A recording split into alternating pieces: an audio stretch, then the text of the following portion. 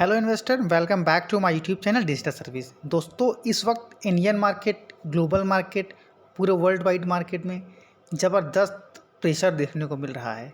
Reason आप सभी जानते हैं, रिसेशन, इन्फ्लेशन, इन सब की अटकलें लगाई जा रही हैं, जिसके कारण मार्केट में हमें लगातार एक हैवी सेलिंग देखने को मिल रही है। लेकिन अगर आप एक सही स्ट्रेटजी, सही रणनीति के साथ काम करते हैं तो आप इस गिरती हुई मार्केट में भी अच्छे खासे रिटर्न ले सकते हैं।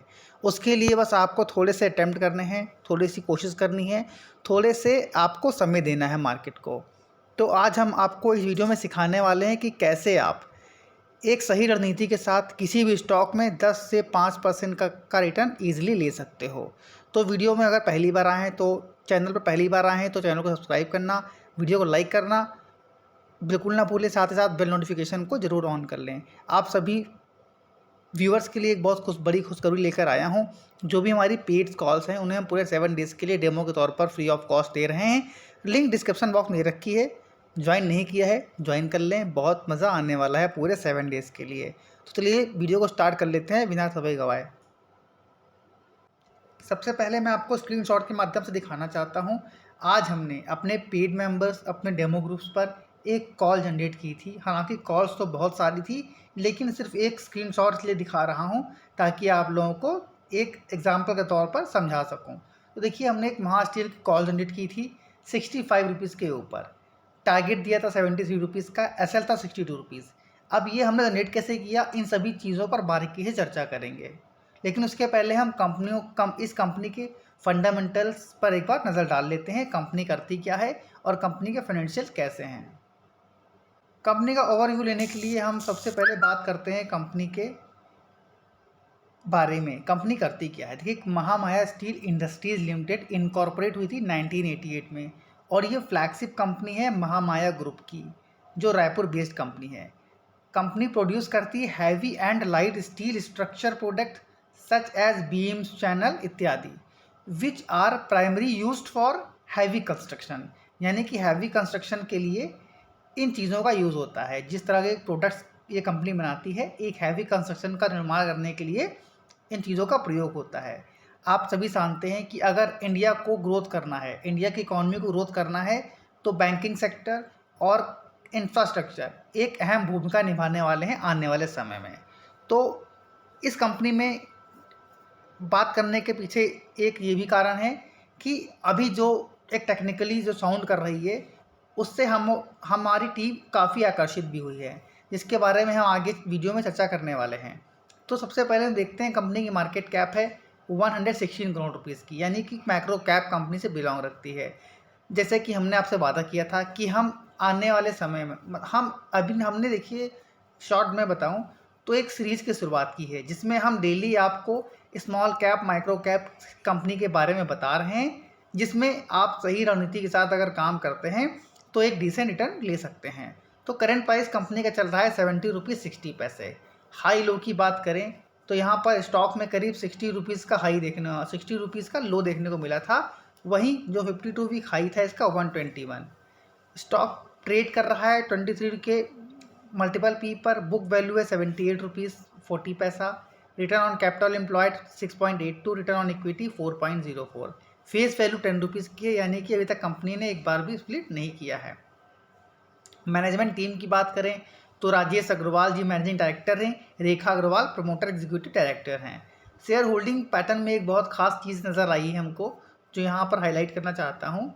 यहाँ पर अगर आप प्रमोटर की होल्डिंग देखें तो जून 2021 में प्रमोटर के पास 70.41% की होल्डिंग थी, जो यहाँ पर इन्होंने मार्च 2022 आते आते, अप्रैल 2022 आते आते 73.41% की कर ली है, जो एक क्लियर कट संकेत देता है कि प्रमोटर जानते हैं कि कंपनी में कुछ ऐसा हुआ है जिससे आने वाले समय में एक अच्छा रिस्पांस, एक अच्छा बेनिफिट मिल सकता है इस कंपनी को। इसलिए कंपनी ने यहाँ पर, जो कंपनी के प्रमोटर हैं, इन्होंने अपने शेयर होल्डिंग में अच्छा खासा इजाफा किया है। वहीं पब्लिक के पास 29.58% की होल्डिंग थी, जो यहाँ पर घट कर 26.59% की हो गई है।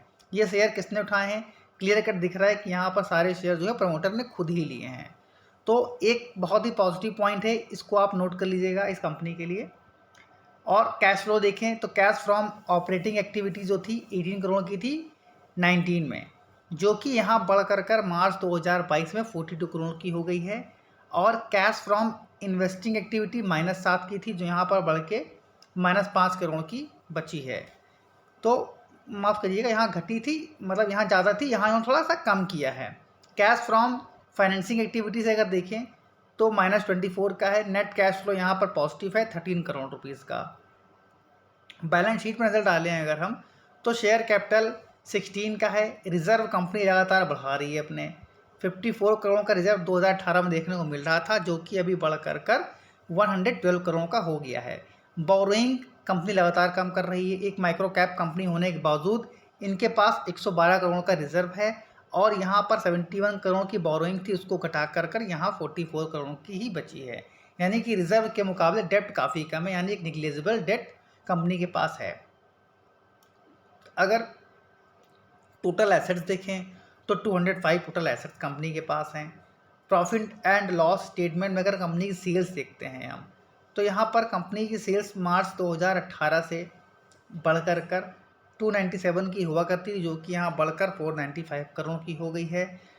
ऑपरेटिंग प्रॉफिट मार्जिन घटा है कंपनी का, तो हो सकता है इनके प्रॉफिट में थोड़ा सा हमको असर देखने को मिले। तो यहाँ पर 2018 में 7% का ऑपरेटिंग प्रॉफिट मार्जिन था, जो कि यहाँ घटकर 3% का हो गया है। वहीं नेट प्रॉफिट जो कंपनी का था यहाँ पर 2 करोड़ रुपीज़ का, वो यहाँ पर 5 करोड़ का हो गया है। लेकिन यहाँ पर ध्यान देने वाली बात यह है कि कंपनी के मार्जिन में हालांकि भले ही यहाँ ग्रोथ ज़्यादा थी और यहाँ पर कम देखने को मिली है, लेकिन यहाँ पर क्योंकि सेल्स जस्ट इनकी डबल के से थोड़ा सा कम थी, इसलिए यहाँ पर इनको 5 करोड़ का नेट प्रॉफिट देखने को मिला है। ईपीएस देखें यहाँ पर, तो ईपीएस में एक ज़बरदस्त इजाफा हुआ है, जहाँ 0.60 का ईपीएस जनरेट कर पा रही थी, वहीं पर बढ़कर 2.98% का हो गया है। कंपाउंड सेल्स ग्रोथ इस टीटीएम की 97 की है। प्रॉफिट ग्रोथ 483% से बढ़ा है। स्टॉक प्राइस सीएजीआर अभी भी माइनस में है। 10 ईयर्स का डेटा अगर देखेंगे तो हालांकि 10% का प्लस है। तो ये थोड़ा सा एक कंसर्न करने वाली बात है, लेकिन यहाँ पर क्योंकि हम इस कंपनी में लंबे समय के लिए निवेशित नहीं रहेंगे, सिर्फ टेक्निकल चार्ट्स के आधार पर हम इस पर बात कर रहे हैं, तो इस पहलुओं को आप अगर चाहो तो नज़रअंदाज भी कर सकते हो। क्योंकि जब हम स्विंग ट्रेड करते हैं किसी भी स्टॉक में, तो हमको मेन जो फोकस होना चाहिए हमारा, वो कंपनी के टेक्निकल्स पर होना चाहिए।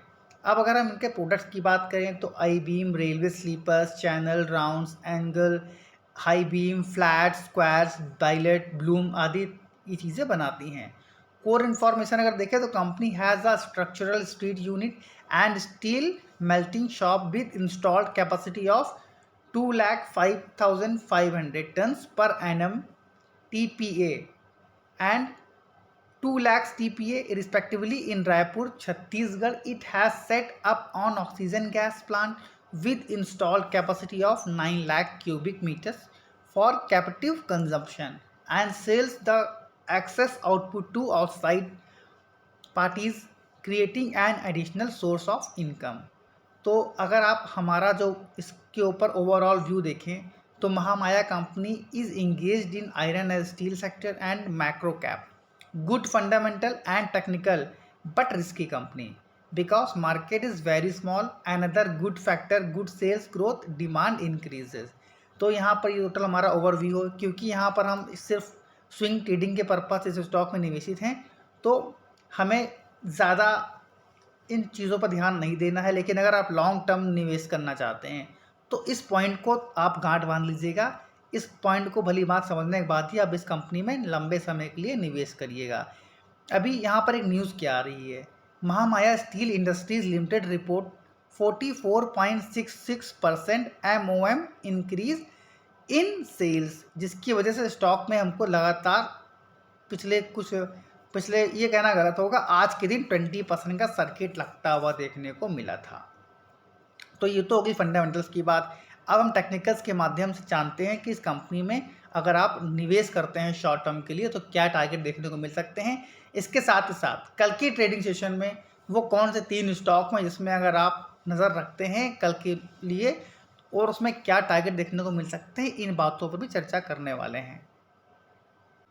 अगर आप महा स्टील, जिसको हम महामाया स्टील के नाम से भी जानते हैं, अगर आप इसका 52 वीक लो देखें तो मैंने अभी जैसा कि बताया था 60 रुपीज़ के आसपास था, लेकिन एक बार फिर से इस स्टॉक ने मूवमेंट पकड़ा है और मार्केट में लोग इस स्टॉक के लिए अपनी अपनी राय दे रहे हैं।